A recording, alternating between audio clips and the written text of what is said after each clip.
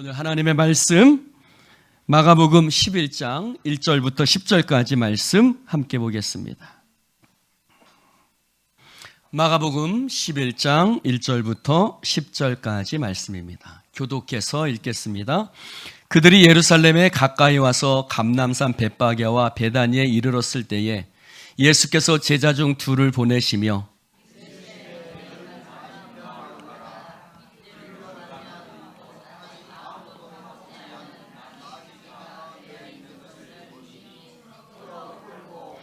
만일 누가 너희에게 왜 이렇게 하느냐 묻거든 주가 쓰시겠다 하라. 그리하면 즉시 이리로 보내리라 하시니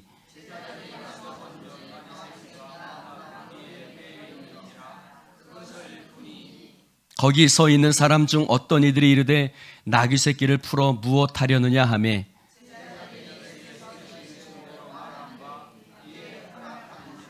나귀 새끼를 예수께로 끌고 와서 자기들의 겉옷을 그 위에 얹어 놓음에 예수께서 타시니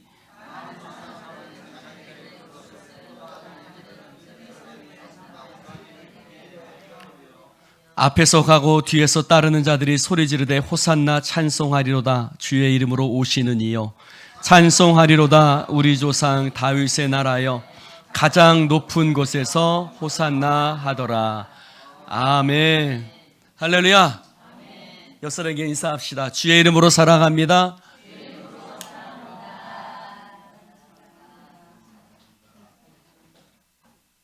네.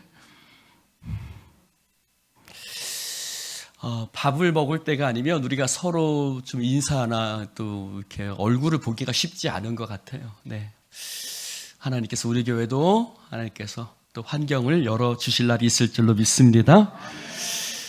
사랑하는 성도 여러분, 저는 설교 제목을 정할 때 성도들이 설교 제목을 놓고 설교 제목을 보고 목사님 오늘 무슨 말씀을 전하시겠구나 이런 것이 떠오르지 않도록 설교 제목을 늘 정하려고 합니다. 그래서 예를 들어서 홍시, 또 설렁탕 한 그릇, 어쩔 때는 황태, 뭐 여러 가지 무엇들을 저는 말씀 제목으로 정했습니다. 왜냐하면 교회를 20년, 30년 다니다 보면 말씀 본문을 보고 설교 제목을 보면 오늘 목사님이 무슨 말씀 하시겠구나 라는 것을 대충 짐작을 하고 그래서 그때부터 졸기 시작을 해서 그래서 제가 작전을 쓰는데 설교 제목에 절대 설교 말씀에 그 내용이 들어가지 않도록 저는 설교 제목을 정합니다. 그런데 오늘은 분명하게 설교의 제목을 정했습니다. 한번 따라해 봅시다. 믿음은 하나님께 굴복한 네. 제 거 안 나왔어요? 자, 따라해 봅시다. 믿음은 하나님께 굴복하는 것입니다. 사랑하는 성도 여러분, 제가 제목을 이렇게 정한 이유가 있습니다. 정말 믿음이라는 것은 하나님께 내 자신의 뜻과 생각을 내려놓고 굴복하는 것인데 사실 한국의 교회가 그것을 더 이상 이야기하지 않으려고 하죠. 한국 교회가 더 이상 예수님께 굴복하는 신앙을 말하지 않습니다. 오늘 설교 제목에 여러분들이 거부감을 느끼는 분들이 있을 수도 있습니다. 왜냐하면 굴복이라는 단어가 주는 느낌 때문입니다. 왠지 굴복은 우리의 자존심을 상처나게 하는 것 같고 왠지 굴복이라는 말은 우리의 자존심을 편치 않게 만들죠. 그러나 사랑하는 성도 여러분, 여러분들이 아실지 모르실지 모르지만 우리는 사실 예배 때마다 하나님 앞에 굴복이라는 단어를 여러분들은 사용했습니다. 우리가 부르는 찬송가 50장, 찬송가 50장의 제목이 뭐냐면 바로 굴복이라는 뜻입니다. 영어 제목이 surrender인데 그것은 굴복이라는 뜻입니다. 이 찬송은 미국의 부흥사인 R.J.W. 드 벤트라는 사람이 지은 찬송입니다. 1896년도에 이 찬송을 지었는데 이 사람은 젊은 시절에 내가 어떻게 살아갈까를 고민하며 기도하기 시작했습니다. 그때 하나님의 부르심이 들렸습니다. 하나님께서 그를 복음 전도자로 부르시는 하나님의 음성을 들었습니다. 그러나 그의 마음속에 쉽게 따라가지 못할 여러 가지 상황과 환경들이 있었죠. 그러다가 그는 하나님 앞에 이렇게 기도합니다. 하나님, 나의 모든 권리를, 내 모든 것들을 하나님 앞에 내어 맡깁니다. 그리고 나는 하나님 앞에 항복하겠습니다. 하나님께 내 모든 권리를 나는 하나님께 굴복하겠습니다. 그래서 나의 모든 삶을 하나님께 바친다는 결단의 찬송이 사실은 우리가 부르는 찬송가 50장 내게 있는 모든 것을 주께 드리네라는 찬송입니다. 여러분, 우리나라 가사에는 주께 드리네라고 나와 있습니다. 그래서 그 영어의 가사는 I surrender all입니다. I surrender all. 나는 주님께 무조건 굴복한다는 뜻입니다. 주님, 내가 생각하는 길, 내가 생각하는 가정, 내가 생각하는 방법, 내가 생각하는 삶을 따라 살아가지 아니하고 주님, 나는 주님께서 나에게 부르신 그 길에 무조건 굴복하여 주님의 부르심에 따라가겠습니다. 할렐루야. 그래서 그는 어떤 것과도 타협하지 않고 오직 주님께 내 모든 것을 바치며 순종하겠다는 결단의 찬송을 지었는데 바로 그것이 우리가 부르는 찬송가 50장 I surrender all 주께 드리네라는 찬송입니다. 그 가사는 이렇습니다. 제가 영어 발음은 너무 좋은데 너무 좋아서 여러분 제 미국식 발음을 못 알아들으실까 봐 한국어로만 제가 읽어드리도록 하겠습니다. 주님, 나는 예수님께 나의 모든 권리를 드리고 예수님께 모든 것을 아낌없이 드립니다. 나는 언제나 주님만을 사랑하고 신뢰하며 당신의 임재 가운데 매일매일 살아가겠습니다. 2절은 이렇습니다. 세상의 쾌락 다 버리고 모든 것을 예수님의 발 아래 겸손히 내려놓고 주님께 절하며 나의 모든 것을 드립니다. 예수님, 저를 이끌어 주십시오. 예수님, 지금부터 나의 인생을 인도해 주십시오. 3절의 가자는 이렇습니다. 예수님께 모든 것을 바칩니다. 주님께 제 자신을 드립니다. 당신의 사랑과 능력으로 나를 채워주십시오. 주님께서 주시는 복을 내게 부어 주십시오. 그래서 후렴구를 이렇죠. I surrender all, I surrender all. All to thee, my blessed Savior, I surrender all. 나는 주님께 모든 면에서 완전히 당신께 굴복합니다. 나의 복되신 구세주여, 당신께 나의 모든 것을 바칩니다. 할렐루야. 우리도 모르는 사이에 이 찬송을 부르고 있었습니다. 나는 주님께 굴복합니다. 나는 주님께 항복합니다. 라는 찬송입니다. 사랑하는 성도 여러분, 굴복은 뭐지요? 굴복은 종이 주인에게 하는 태도죠. 종이 주인 앞에 무릎 꿇고 머리를 숙이면서 나는 당신에게 복종하겠습니다. 이것을 굴복이라고 얘기를 합니다. 믿음은요, 하나님 앞에 머리 숙이고 그분 앞에 무릎을 꿇고 하나님, 나는 당신의 것이오니 나는 당신의 말씀에 복종하며 당신의 뜻대로 살아가겠습니다 하는 것이 믿음의 요시다. 그래서 오늘 제가 굴복이라는 단어를 쓴 이유가 바로 여기에 있습니다. 예수님께서 예루살렘에 들어가시면서 그 모습을 표현해서 마귀는 나귀라는 표현 대신 망아지라는 표현을 썼습니다. 영어 성경으로는 낭키, 나귀라는 표현 대신 콜트, 망아지라는 표현을 썼습니다. 여러분, 나귀는 겸손한 동물이죠. 작은 동물입니다. 그러나 말은 그렇지 않죠. 전쟁에 쓰는 동물입니다. 왜 중요하냐면 나귀는 겸손함을 뜻하는 단어입니다.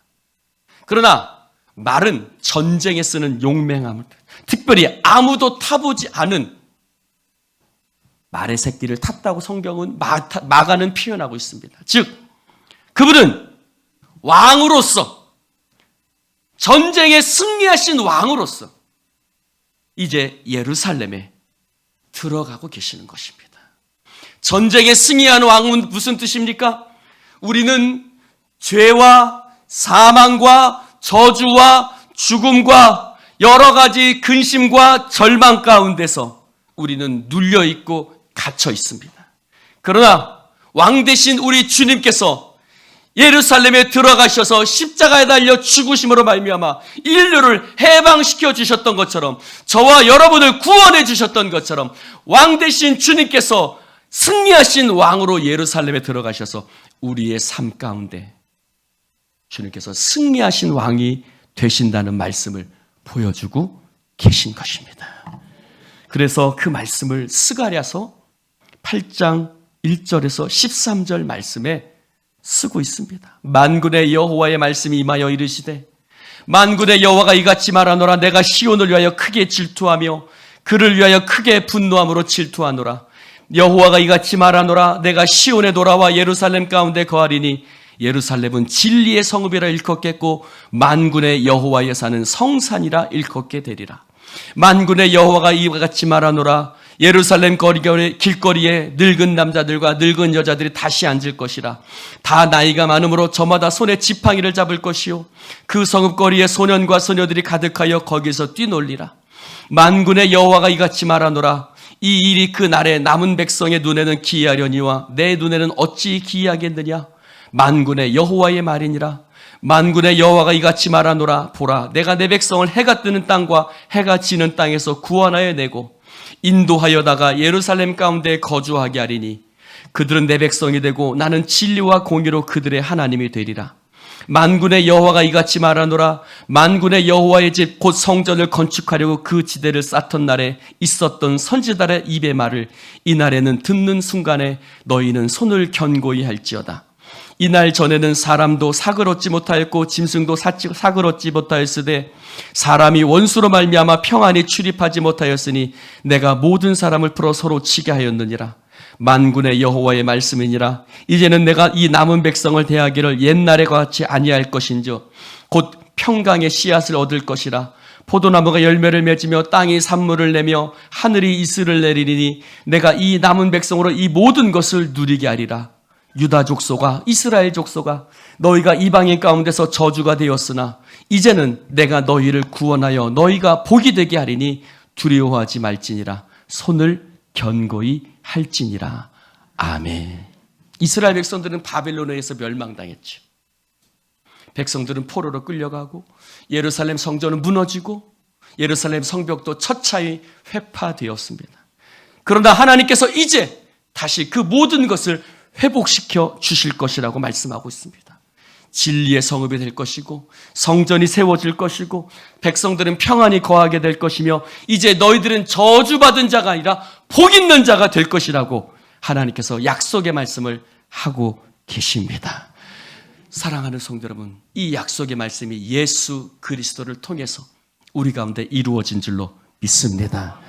바로 그 말씀이 바로 스가랴 9장 9절에 있는 말씀이죠. 같이 한번 읽어볼까요? 시작. 시온에 따라 크게 기뻐할지어다. 예루살렘에 따라 즐거이 부를지어다. 보라, 내 왕이 내게 임하시나니 그는 공의로우시며 구원을 베푸시며 겸손하여 나귀를 타시나니 나귀의 작은 것 곧 나귀 새끼니라. 아멘. 스가랴는 이렇게 노래합니다. 보라, 내 왕이 내게 임하신다. 따라해 봅시다. 내 왕이 내게 임하신다. 다시 한번요. 나의 왕이 나에게 임하신다. 스가랴는 왕 대신 그분이 하나님이 왕이시며 그 아들 예수 그리스도가 승리의 왕이 되셔서 내게 임하신다고 말하고 있습니다. 예수님께서 예루살렘에 들어가신다는 것은 무슨 의미입니까? 바로 승리의 왕 되신 그분이 우리의 삶 가운데 임하신다는 것을 의미하고 있는 것입니다. 사랑하는 성도 여러분, 그런데 우리는 자꾸 겸손에다가 포커스를 뒀습니다. 나귀에다가 포커스를 뒀지요. 그래서 겸손과 나귀에 포커스를 두다 보니 우리가 놓친 것이 있습니다. 그분이 왕이라는 것입니다. 스가랴도 나귀에 포커스를 둔 것이 아니었습니다. 바로 왕 되신 그분이 우리 가운데 들어와 임재하신다는 것을 그는 강조하고 있었던 것입니다. 맞습니다. 그분은 겸손한 왕이십니다. 하나님의 아들이시지만 십자가에 달려 죽으심으로 말미암아 우리를 모든 죄에서 구원하셨습니다. 그분은 승리의 왕이신 줄로 믿습니다. 사랑하는 성도 여러분, 왕 되신 주님께서 이 땅에 들어오셨습니다. 이제 우리는 왕 되신 주님을 맞아들여야 될 줄로 믿습니다. 사랑하는 성도 여러분, 그래서 빌립보서는 이렇게 얘기합니다. 하나님이 그를 지극히 높여 모든 이름 위에 뛰어난 이름을 주사 하늘에 있는 자들과 땅 아래에 있는 자들과 땅 아래에 있는 자들로 모든 무릎을 예수의 이름에 꿇게 하시고 모든 입으로 예수를 그리스도를 주라 시인하여 하나님 아버지께 영광을 돌리게 하셨느니라. 그러므로 나의 사랑하는 자들아, 너희가 나 있을 때뿐 아니라 더욱 지금 나 없을 때도 항상 복종하여 두렵고 떨림으로 너희의 구원을 이루라.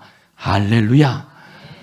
사랑하는 성도 여러분, 높여주신 그 예수 그리스도 앞에, 높임받은 그 예수 그리스도 앞에 복종하고 떨림과 두려움으로 구원을 이루라고 말씀하고 있습니다.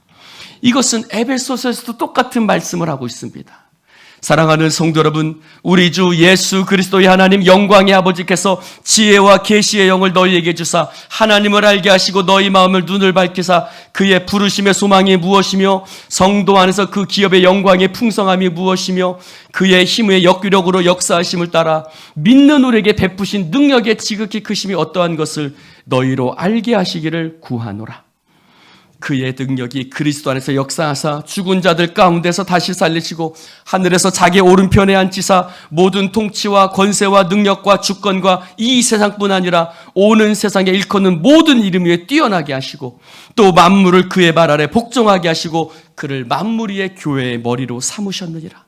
교회는 그의 몸이니 만물을 안에서 만물을 충만하게 하시는 이의 충만함이니라. 할렐루야. 사랑하는 성도 여러분, 교회는 머리 대신 예수님께 복종해야 합니다.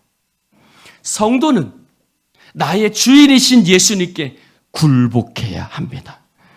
우리가 예수님을 믿는 즉시 우리가 받는 것이 있죠. 세례입니다. 세례할 때 세례문답을 하죠. 또 우리가 임직할 때 임직자들에게 문답을 합니다. 그런데 여러분, 세례문답과 임직문답에 동일한 것이 있습니다. 첫 번째 질문은 바로 그것입니다. 당신은 예수 그리스도가 하나님의 아들이심을 믿습니까? 라는 것입니다. 그러면 아멘하죠. 여러분, 두 번째 질문이 뭔지 아십니까? 두 번째 질문은 이것입니다.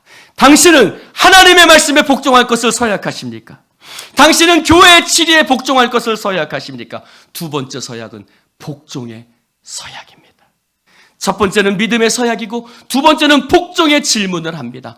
그 믿음의 질문과 그 복종의 질문에 아멘할 때 그가 그리스도인이 되며 그가 임직자가 되는 것입니다. 사랑하는 성도 여러분, 무엇을 말하고 있는 것입니까? 믿음은 나의 모든 권리를 나를 위해 십자가 달리신 예수님께 내어드리는 것이 믿음이라는 것을 우리 가운데 가르쳐주고 있는 것입니다. 믿음은 그분 앞에 굴복하는 것입니다. 주님의 말씀에 복종하는 것입니다. 믿음의 조상 아브라함. 아브라함이 가장 마지막에 우리 가운데 보여주신 모습은 뭐지요? 그것은 독자 이삭을 하나님께 번제로 바치는 것이었습니다. 여러분, 이것은 이성적으로 이해가 가십니까? 하나님께서 주신 그 독자 이삭을 내가 지시하는 한 산으로 가서 거기서 번제로 드리라는 하나님의 말씀. 그러나 아브라함은 이해되지 않는, 이성적으로 이해할 수 없는 그 하나님의 말씀 앞에 복종합니다. 굴복합니다. 그래서 믿음으로 그 아들, 그 외아들 이삭을 아낌없이 하나님 앞에 드렸습니다. 그래서 그는 아브라함은 믿음의 조상이 된 것입니다. 믿음은 이것입니다. 여러분, 믿음은 내 생각, 내 경험을 가지고 행동하는 것이 아니라 하나님의 말씀 앞에 무조건적으로 순종하고 복종하는 것이 믿음이옵시다. 여러분, 믿음 생활에 내 생각, 내 경험, 내 이성을 가지고 살아가지 않기를 주님의 이름으로 축원을 드립니다. 다윗은 사울왕을 죽일 수 있었습니다. 그러나 죽이지 않았습니다. 자신의 목숨을 노리고 군사를 동원해서 자신을 죽이러 온 사울왕을 2번이나 죽일 수 있었습니다. 그러나 다윗은 죽이지 않았습니다. 왜요? 기름 부으신 자를, 기름 부으신 자의 생명을 해하는 것을 여호와께서 금하셨기 때문입니다. 다윗 사울을 죽일 수 있었지만 죽이지 않았습니다. 하나님께 복종했던 것입니다. 하나님께 굴복했던 것입니다. 하나님은 다윗을 향해서 내 마음에 합한 자라고 말씀하셨습니다. 사랑하는 성도 여러분, 아브라함은 믿음의 조상이라고 불려졌습니다. 그래서 예수 그리스도는 아브라함과 다윗의 후손으로 오셨습니다. 예수님께서는 어떻게 하셨습니까? 아버지, 할만하시거든 이 잔을 내게서 지나가게 없어서, 그러나 내 뜻대로 마옵시고 아버지의 뜻대로 하시옵소서 기도하시고 십자가 위에서 죽으셨습니다. 여러분, 예수님의 인생을 앞뒤로 감싸는 것이 있습니다. 예수님의 인생의 앞을 감싸는 것은 구유입니다. 예수님의 인생의 뒤를 타는 것은 오늘 바로 나귀입니다. 여러분, 이사야 1장 3절에 이렇게 말씀하고 있습니다. 소는 그 임자를 알고 나귀는 그 주인의 구유를 안다고 말하고 있습니다. 나귀는 오직 자기 주인의 구유에서만 먹습니다. 다른 구유에서는 절대로, 나귀는 다른 주인의 구유에서는 절대로 먹이를 먹지 않습니다. 오직 자기 주인의 구유에서만 먹습니다. 그런데 나의 백성은 깨닫지 못하고 알지 못하는도다고 하셨습니다. 사랑하는 성도 여러분, 그래서 이스라엘 백성들에게 구유는, 이스라엘 백성들에게 나귀는 오직 순종, 오직 복종, 자기 주인의 명예에 순종하는 그런 상징적인 것으로 나귀와 구유가 쓰여지고 있습니다. 사랑하는 성도 여러분, 예수님의 인생을 앞뒤로 감싸고 있는 것이 무엇입니까? 바로 구유입니다. 예수님은 구유 위에서 태어나셨습니다. 예수님은 나귀를 타고 예루살렘에 입성하셨습니다. 이것이 왜 예수님의 인생을 앞뒤로 둘러싸고 있을까요? 예수님의 인생을 앞뒤로 둘러싸고 있는 나귀와 구유는 바로 예수님의 삶이 바로 순종의 삶이요, 복종의 삶이요, 주님 앞에 자신의 삶을 내려놓는 삶이라는 것을 우리 가운데 보여주고 있는 것입니다.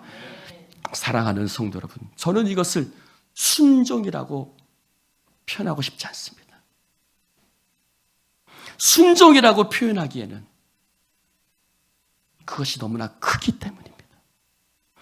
하늘 보자 버리시고 이 땅에 내려오시는 것, 하나님의 아들이 죄 있는 사람의 모양으로 죽는 것, 이것은 단순히 순종이라는 단어로 쓰기에는 부족한 것입니다.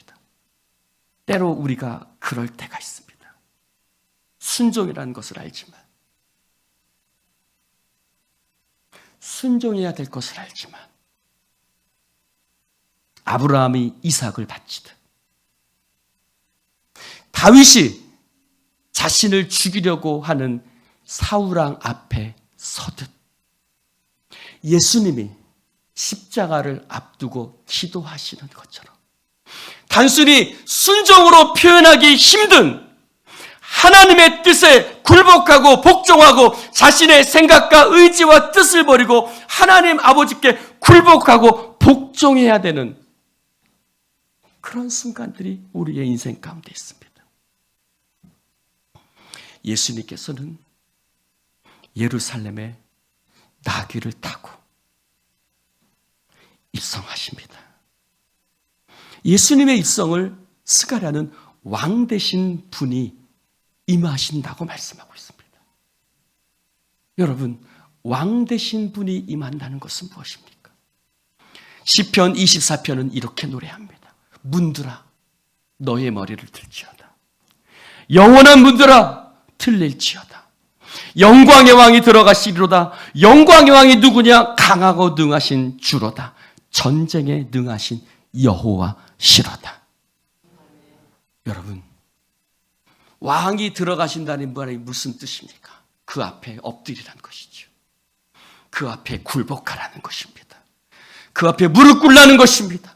그 앞에 복종하라는 것입니다. 그 앞에 굴복하라는 것입니다. 사랑하는 성도 여러분, 예수님께서 입성하실 때 예루살렘 성 안에 있던 사람들은 겉옷을 벗어서 나귀 위에 얹혀놓기도 하고 자신들의 겉옷을 벗어서 길 위에 폈습니다. 이것은 어떤 모습일까요? 겉옷을 벗어서 그것을 길 위에 편다는 것은 겉옷에는 여러분 옷술이 달려 있습니다. 이 옷술은 사람의 신분과 계급에 따라서 그 달리는 옷술이 다릅니다. 그 겉옷을 벗어서 길가에 편다는 것은, 겉옷을 벗어서 준다는 것은 나의 모든 생각, 나의 모든 지위, 나의 모든 권위를 양도한다는 것입니다.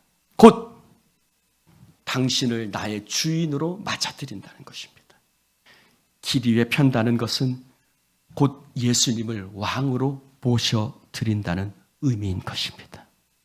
동시에 그들은, 예루살렘 백성들은 오늘 성경에 들에서 벤 나뭇가지를 흔들었다고 말하고 있습니다. 오늘 마가복음은 들에서 벤 나뭇가지라고 표현하지요. 그러나 요한복음은 그 나뭇가지가 어떤 나무인지를 말하고 있습니다. 어떤 나무지요? 종려나무지요. 종려나무 가지를 가지고 마저 호산나 찬송하리로다 주의 이름으로 오시는 이여 곧 이스라엘의 왕이시여 하시더라. 종려나무는 많은 열매가 맺힙니다.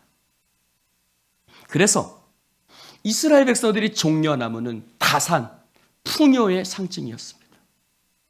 히브리어로는 다말, 타마르라고 합니다. 유다의 며느리였던 다말이 바로 풍요의 상징이었지만 그가 아기를 낳지 못하는 아이러니가 있었죠. 그러나 하나님께서 그의 문을 열어주셔서 시아버지를 통해서 아이를 낳게 하셨죠. 사랑하는 성도 여러분, 종려나무는 다산과 풍요의 상징입니다. 승리의 상징입니다. 그들은 왜 종려나무 가지를 흔들었을까요? 당신은 우리의 왕이십니다. 그런데 어떤 왕이요? 나에게 풍요를 주시는 왕이요, 나에게 승리를 주시는 왕, 나에게 풍요함과 번성함과 형통함을 안겨주시는 왕, 그런 메시아라고 생각했기 때문입니다. 당시 그들은 로마의 지배를 받고 있었습니다. 그래서 예수 그리스도가 승리와 풍요를 안겨다 주는 왕, 로마의 압제에서 우리를 해방시켜 주실 분이라고 생각했던 것입니다. 그러나 그들의 생각하는 예수님은 다른 메시아였습니다. 로마에서 해방시켜 주시는 분이 아니었습니다. 오병이어로 떡과 물고기를 먹여주시는 그런 분이 아니었습니다. 예수님은 우리들의 모든 죄를 지시고 죄와 사망과 저주에서 우리를 해방시켜 주시는 분이었습니다. 그들이 원한 것은 떡과 물고기였어요. 그들이 원한 것은 해방이었습니다. 로마로부터의 해방이었습니다.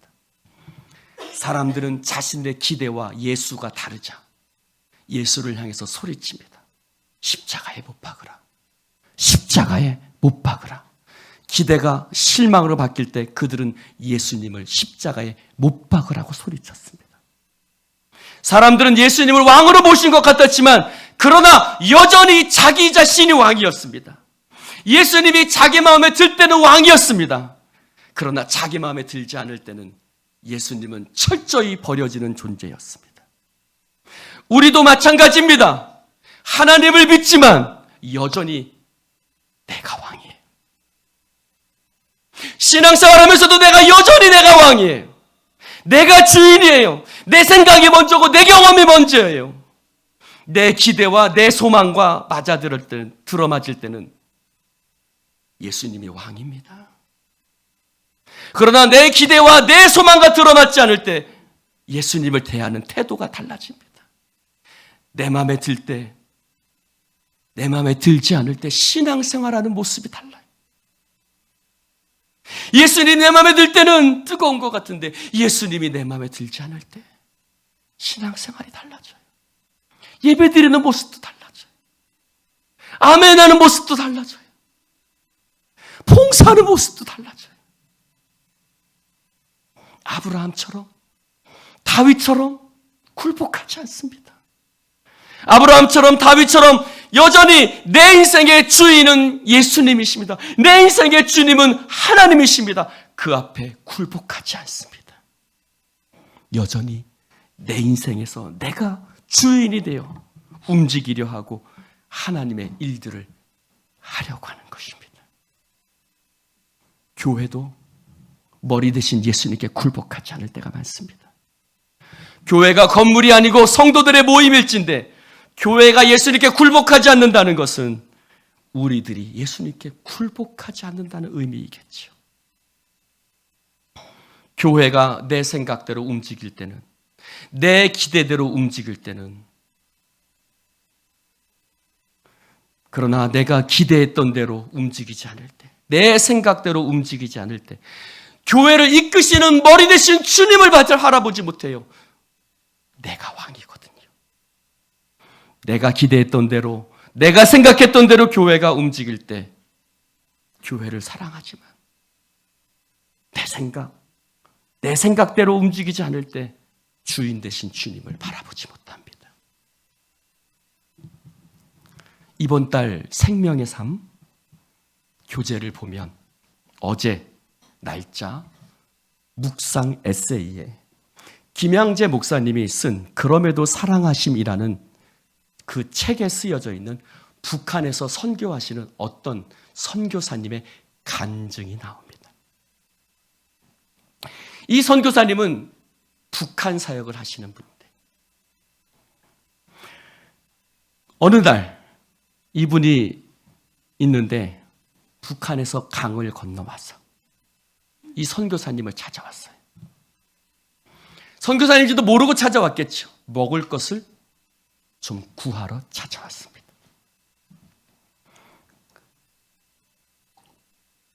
선교사님은 이 할아버지를 보자 그분이 예수 믿는 분이라는 것을 알았습니다. 그래서 함께 탈북하자고 권유를 합니다. 그 말을 들은 그 할아버지 성도는 이렇게 얘기하죠. 목사님, 저도 마음 놓고 하나님 앞에 찬송 불러보고 싶습니다. 할아버지 제가 도와드리겠습니다. 근데 놀랍게도 할아버지가 이렇게 얘기를 합니다. 선교사님, 저는 너무 좋은데 그래도 하나님 앞에 기도해보고 결정하겠습니다. 10분만 시간을 주십시오. 할아버지는 한쪽으로 가셔서 10분 정도 기도하고 돌아오셨습니다. 그러더니 할아버지가 눈물을 흘리며 하나님께서 응답하신 말씀을 이야기합니다. 선교사님, 하나님께서 저에게 이렇게 말씀하십니다. 내가 능력이 없어서 너희를 북한에 남겨두는지 아느냐? 라고 말씀하셨다고 합니다. 너희를 북한에 남겨두는 것은 하나님의 뜻이 있다는 것입니다. 그러면서 이렇게 말씀하셨습니다. 목사님, 매 맞는 것도 굶는 것도 하나님의 뜻이랍니다. 목사님, 매 맞는 것도 굶는 것도 하나님의 뜻이랍니다. 선교사님은 할아버지에게 한 번 더 권유합니다. 그러지 맙시고 나갑시다. 그래서 할아버지는 다시 한번 얘기합니다. 목사님, 나도 자유가 무엇인지 압니다. 하지만 이 자리에 머무는 것이 하나님의 뜻이라면, 이 자리에 머무는 것이 하나님의 뜻이라 하시니 저는 자유보다는 하나님의 말씀을 들어야 하지 않겠습니까? 그리스도의 이름으로 치욕을 당하면 복이 있는 자라고 하는데 우리 천국에서 만납시다. 누가 그리스도의 사랑에서 우리를 끊으리요? 이렇게 마지막 성경 말씀을 남겨두시면서 그분은 돌아가셨다고 합니다. 몇 년 후 선교사님은 그곳에 다시 가셔서 그 할아버지를 찾으셨습니다. 그러나 할아버지를 비롯해서 그곳 사람들은 다 수용소에 끌려가 매맞고 죽임을 당하셨다고 합니다. 사랑하는 성도 여러분, 내가 처한 자리에서 벗어나기만 하면 되는데 왜 거기 남아서 고난을 당하냐 생각할 수 있습니다. 그런데 오늘 내가 있는 자리에 잘 묶여 있는 것, 그것이 하나님의 뜻입니다. 이러한 순종, 아니 여러분, 저는 굴복이라고 말하고 싶습니다. 이러한 참된 순종, 이러한 굴복이야말로 진정한 예배요, 하늘에 상급이 있는 삶인 줄로 믿습니다. 사랑하는 성도 여러분, 사실 저에게도 여러 번의 요청이 있었습니다. 그러나 저는 떠나지 않겠다고 얘기했습니다. 왜냐하면 주인 되신 하나님께서 저를 이곳에 여러분들에게 붙여주셨기 때문입니다. 사랑하는 성도 여러분, 믿음은 그런 겁니다. 부르심은 그런 겁니다. 하나님께 굴복하는 것입니다. 굴복은 나의 판단, 나의 생각을 뒤로 미루어 놓는 것이고, 주님이 이끄시는 곳에, 주님이 이끄시는 자리에, 그곳에 기쁨도 있고 슬픔도 있겠지만, 즐거움도 있고 아픔과 고통도 있겠지만, 내게 주어진 자리에서 최선을 다하고 감사하며 살아내는 것, 그것이 바로 믿음이올시다. 사도 바울은 고린도전서에 이렇게 말합니다.